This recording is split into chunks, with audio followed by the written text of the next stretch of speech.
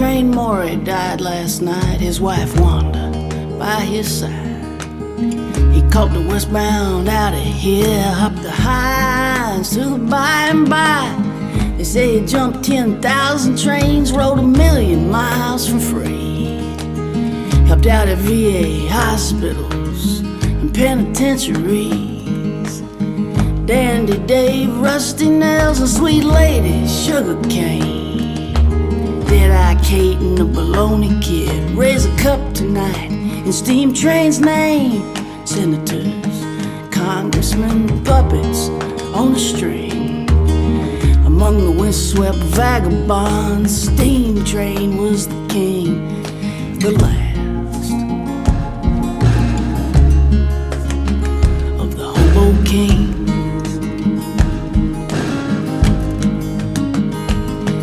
The last of the Hobo Kings.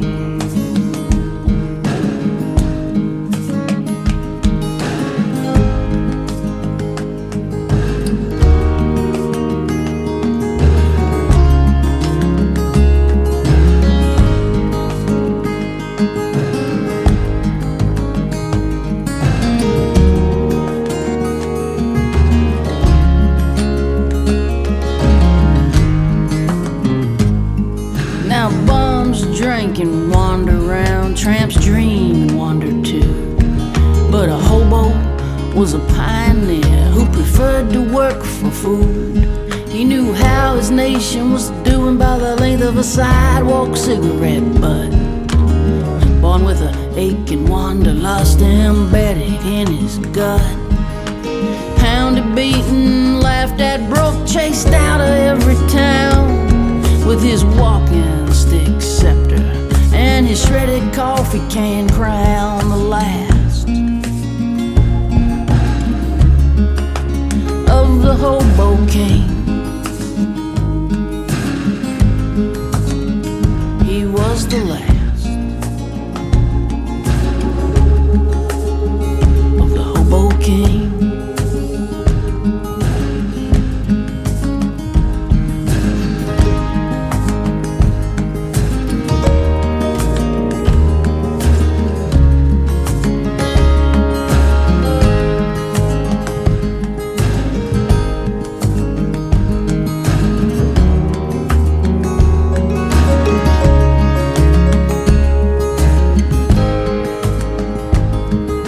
The last free men are hobos, Steinbeck said, and he paid cash.